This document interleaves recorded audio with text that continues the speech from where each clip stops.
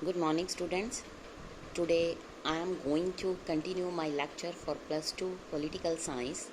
Name of the chapter is Security in Contemporary World and the topic is Traditional Notions Internal.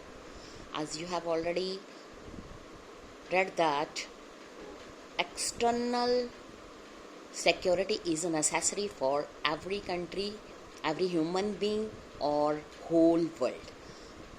That's why internal security also necessary for a country within its states, human being, society, etc. Traditional security जो है बेटा वो concern it self internal security. Reason is not given so much importance that after the Second World War. It seemed that for the most powerful countries on the earth, internal security was more or less assured.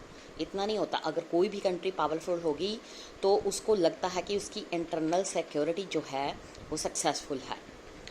We said earlier that it is important to pay attention to context and situation. जो internal security है वो governments के ऊपर पूरी तरह depend करती है. After the second world war there was a context situations in which internal security did not seem matter as much as it had in the past. After the 1945 क्या हुआ कि यूएस सोवियत यूनियन ये United हो गई and could accept peace within their borders. Most of European countries, particularly the powerful Western European countries, वहाँ पर कोई serious threat नहीं था क्योंकि वहाँ पर बहुत सारे ग्रुप्स और कम्युनिटीज़ रह रही थी उनके बॉर्डर के अंदर, इसलिए उनको सिक्योरिटी का फिर भी कोई डर नहीं था. इसलिए इन्होंने जो फोकस किया वो आउटसाइड जो है यानी कि external security from their borders. What were the external threat facing these powerful countries. हम दोबारा अटेंशन ड्रॉ करेंगे इसमें कॉन्टेक्स्ट एंड सिचुएशंस की तरफ.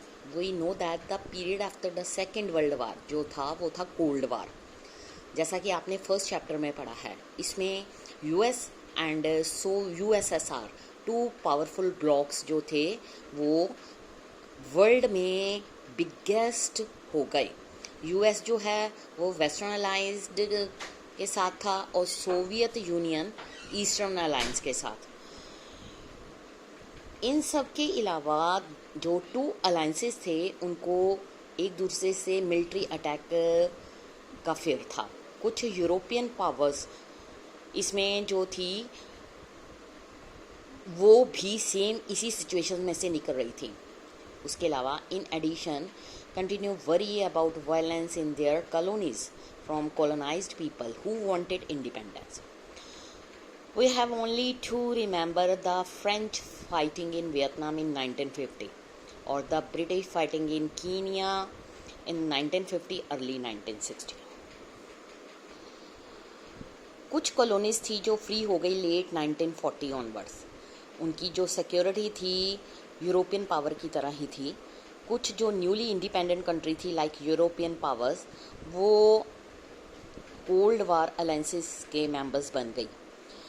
इसलिए ऐसा लगने लगा कि जो कोल्ड वार है वो एक हॉट वार बन जाएगी. इसलिए कुछ नेबर्स जो थे उन्होंने भी कोल्ड वार को दूसरी तरफ से ज्वाइन कर लिया against the leaders of alliances United states और सोवियत यूनियन और एनी अदर जो पार्टनर थे यूएस एंड सोवियत यूनियन के. जो कोल्ड वार थी दो सुपर पावर के बीच में चल रही थी और जो approximately 1/3 of war in the post second world war period चल रहा था. मोस्ट ऑफ दीज वार जो थी थर्ड वर्ल्ड के बीच में हुई.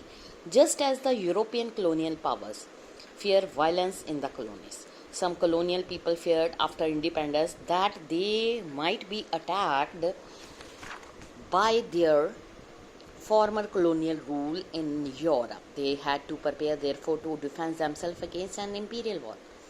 क्या था कि कुछ जब कोल्ड वार थी तो न्यूली इंडिपेंडेंट जो कंट्री थी उन्होंने अलग अलग तरीके से इन सुपर पावर ब्लॉक्स को ज्वाइन कर लिया।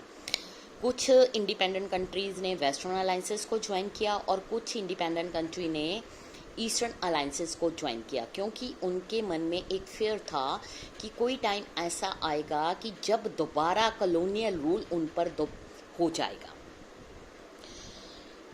Security challenges newly independent countries को फेस करने पड़ रहे थे, लेकिन जो एशिया अफ्रीका थे वो जो चैलेंजेस वहाँ पर आ रहे थे यूरोप में, वो दो अलग तरीके से। फर्स्ट थिंग, न्यू कंट्रीज जो थी face the prospect of military conflict with the neighbouring countries, यानी कि उनको अब मिलिट्री अटैक से डर था।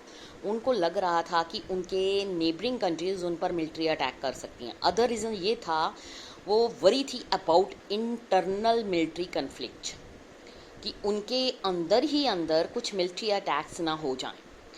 These countries face threat not only from outside their border, mostly from neighbors, but also from within. इस तरह से इनको दो तरह के थ्रेट फील होने लगे।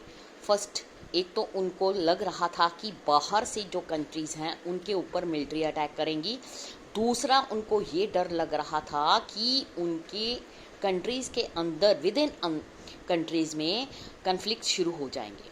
बहुत सारी जो इंडिपेंडेंट कंट्रीज़ थी उनको अपनी नेबरिंग कंट्री के साथ साथ यूएस और सोवियत यूनियन या फॉर्मल कॉलोनियल पावर से बहुत डर लग रहा था, क्योंकि बहुत सारा टाइम उन्होंने बॉर्डर्स के लिए वर्ल्ड में स्पेंड कर दिया, territories, control of people, population और ऑल दीज साइमल्टेनियसली। इसलिए इंटरनली अगर हम बात करें, जो न्यू स्टेट्स थी वो वरीड थी about threat from separatist movement which wanted to form independent countries. Sometime external internal threats merged. कई बार तो ये मर्ज भी हो जाते थे। जो नेबर था वो instigate an internal separatist movement leading to tension between two neighboring countries. Internal wars now make up more than 95% जो है all armed conflicts fought anywhere in the world. 1946 से लेके 1991 तक there was a 12-fold rise in the number of civil war. Greatest jump आया था 200 years. So for the new state external war with neighbours, internal war posed a serious challenge to the security. बेटा, मैंने अभी आपको बताया दो तरह की सिक्योरिटीज़ के बारे में। सबसे पहले आएगा traditional security. Traditional security two types में हो जाती है, एक होता है एक्सटर्नल, एक होता है इंटरनल। ऐसा जैसे कि आप सबने फर्स्ट चैप्टर में रीड किया है कोल्ड वार में, उस टाइम फर्स्ट वर्ल्ड वार और सेकेंड वर्ल्ड वार ख़त्म हो गई थी। जो सुपर पावर ब्लॉक्स थी वो थी यूएसएसआर एंड यूएस। इन दोनों पावर ब्लॉक्स में इतनी पावर थी कि छोटी छोटी इंडिपेंडेंट जो कंट्री थी उन्होंने वेस्टर्न और ईस्टर्न अलाइंसेस को ज्वाइन करके बहुत सारी ट्रीटीज़ पर साइन किया। क्योंकि ये दोनों पावरफुल कंट्री ने फर्स्ट एंड सेकेंड वर्ल्ड वार में अलग अलग कंट्रीज़ में जितनी डिस्ट्रक्शंस हुई थी उसमें ह्यूमन लाइव्स भी ख़त्म हुई थी, ये सब कुछ देखा था। इसलिए ये दोनों कंट्रीज चाहती थी कि जो वॉर है वो थर्ड वर्ल्ड वॉर में चेंज ना हो, इसलिए पीस भी इनके लिए ज़रूरी थी। इसलिए ये दोनों ही कंट्रीज़ जो थी वो कोल्ड वार की जोन में आ गई। कुछ कंट्रीज़ ऐसी होती हैं जिनको अपने बॉर्डर एरिया से थ्रेट होता है, अपनी नेबरिंग कंट्री से थ्रेट होता है। कुछ स्ट्रॉन्ग होती हैं, कुछ वीक होती हैं। उनको लगता है कि बाहर से जो मिलिट्री अटैक है वो उनके देश पर हो जाएगा और वो क्या हो जाएंगी, दोबारा अगेंस्ट उनके अंडर चले जाएंगी, उनकी जो फ्रीडम है वो ख़त्म हो जाएगी। दूसरा, इसी तरह से उनको डर था अपने इंटरनल कन्फ्लिक्ट्स का। कहते हैं कि कुछ कंट्रीज़ ऐसी होती हैं जो अपने आप को वीक समझती हैं और वो सुपर पावर ब्लॉक्स को ज्वाइन कर लेती हैं, जैसा कोल्ड वार में हुआ था ईस्टर्न वेस्टर्न अलाइंसेस। अब क्या हुआ, इनको जो इंडिपेंडेंट है फ्यू टाइम पहले ही मिली होती है, इसलिए इनको डर होता है कि अगर कोई इनके ऊपर अटैक करता है तो इनकी इंडिपेंडेंस जो है वो फिनिश हो जाएगी। इसके अलावा जो इंटरनल सिक्योरिटी है वो totally depend upon the performance of the government और फंक्शंस ऑफ द गवर्नमेंट। एक एग्जांपल हमने 10th क्लास में किया था, पावर शेयरिंग। वो चैप्टर था, उसमें ये बताया गया था कि श्रीलंका एंड बेल्जियम, जहाँ पर दो अलग अलग लैंग्वेज बोलने वाले लोग रहते थे, लेकिन जब किसी एक लैंग्वेज को प्रेफरेंस दे दी जाती है या एक कम्युनिटी को आगे बढ़ाया जाता है तो क्या होता है, विद इन कंट्री में दो अलग अलग लैंग्वेज बोलने वालों लोगों के बीच में कन्फ्लिक्ट शुरू हो जाते हैं। इसको सिविल वॉर का नाम दिया गया है। कोल्ड वार के बाद भी ऐसा ही हुआ। न्यूली इंडिपेंडेंट कंट्रीज को एक तो डर लगने लग गया बाहर के बॉर्डर और नेबरिंग कंट्री से कि मिलिट्री अटैक ना हो जाए, दूसरा उनको ये डर था कि कहीं उनकी कंट्रीज विद इन कंट्री के बीच में ही कन्फ्लिक्ट ना शुरू हो जाए। उसके बाद क्या हुआ कि यहाँ पर ट्रेडिशनल सिक्योरिटी और कॉपरेशन की हम बात करते हैं। ट्रेडिशनल सिक्योरिटी का मतलब होता है cooperation in limiting violence is possible. These limits जो है relate both to the ends and the means of war. It is now and almost universally accepted. ये व्यू एक्सेप्ट कर लिया गया है कि कंट्री जो है उनको वॉर शुरू करने के लिए सबसे पहले राइट रीजंस के अकॉर्डिंग देखना चाहिए। प्रीलिमिनरी अगर हम बात करें तो self defence, to protect other people from genocide. Genocide का मतलब होता है मास किलिंग, यानी कि large number people without any reason जो होते हैं सिविल या इनोसेंट पीपल, उनको मार देना। वॉर जो है limited in terms of mean that are used. Army must avoid killing, hurting non combatants as well as unarmed and surrendering combatants। ठीक है, उसके बाद and surrendering combatants, they should not be excessively violent, उनको violent नहीं होना चाहिए। Force must in any case be used only after the alternatives have failed। लड़ाई तब तक नहीं शुरू करनी चाहिए जब तक कोई और ऑल्टरनेटिव नहीं मिल जाता। Traditional view of security do not rule out other forms of cooperation as well. Most important of these are disarmament without weapons, arms control, confidence building.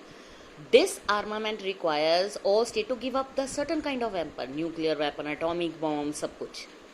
For example, 1972 में Biological Weapon Convention BWC और 1992 में chemical weapon convention CWC को ban कर दिया गया और ये कहा गया कि ना तो वो प्रोडक्शन करेंगी और ना ही इनका यूज़ करेंगी। मोर देन 155 स्टेट जो थी उन्होंने CD2 BWC CWC, ठीक है। But conventions included are the great power, इसमें सारी की सारी ग्रेट पावर आ गई। जो सुपर पावर थी US एंड सोवियत यूनियन, वो नहीं चाहती थी कि third type of mass destruction namely nuclear weapon को सरेंडर कर दिया जाए। So they pursued arms control. Arms control जो है रेगुलेट द एक्विजिशन और development of the weapon. Anti ballistic missile ABM treaty, उसको 1972 में यूनाइटेड स्टेट और सोवियत यूनियन ने साइन किया था from using ballistic missiles as a defensive shield to launch a nuclear attack, ठीक है। बट इसने क्या किया, it did allow both countries to display a very limited number of defensive system. It stopped them from large scale production of those system। ये था इतना बेटा topic. Next अगले लेक्चर में हम इसको कंटिन्यू करेंगे। Thank you students.